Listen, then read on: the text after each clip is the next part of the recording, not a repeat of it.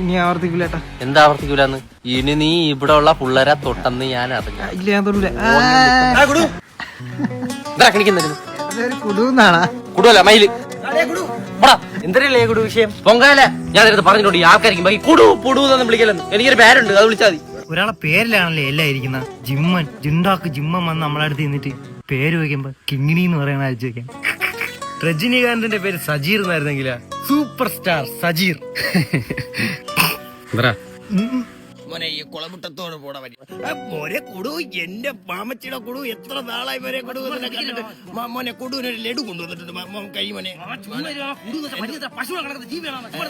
മോനെ നീയല്ലേ കുടു? പശുവാ. നമ്മളാണ് പേരിട്ട കുടു എന്നുള്ളത്. നിങ്ങൾക്ക് നാണം കെടുത്ത് മതിയായില്ലടാ. എനിക്കൊരു പേരുണ്ട്, അത് വിളിച്ചുകൂടെ നിങ്ങൾക്ക്? ആൾക്കൂടുതൽ കുടു പിടു എന്നൊക്കെ വിളിക്കുന്നത്. പേരെന്തിനായിരുന്നു? സാബർ. നീ ഒന്ന് വിളിച്ചേ. സാബറേ, എന്ത് രസമാടാ കേക്കാൻ. 6 മണിക്കുള്ള ബസ് പോയായിരുന്നു മക്കളെ. 6 മണിക്കുള്ള ബസ്സിന് എന്റെ പൊന്നു മോനെ, എന്റെ മുട്ടായി കുട്ടനല്ലേ ചപ്പ എവിടെയൊക്കെ തിരക്കിന്നറിയോ മോനെ? എവിടെ ഇപ്പൊ കാണാനില്ലല്ലേ? ഒറ്റ ഇരുപ്പിനൊക്കെ മുട്ടായിരുന്ന കാലം ഉണ്ടായിരുന്നു മോനെ. മുട്ടായി തന്നെയാണ് വയറ്റിലൊക്കെ. അതേ വാങ്ങിച്ചിരട്ടാ.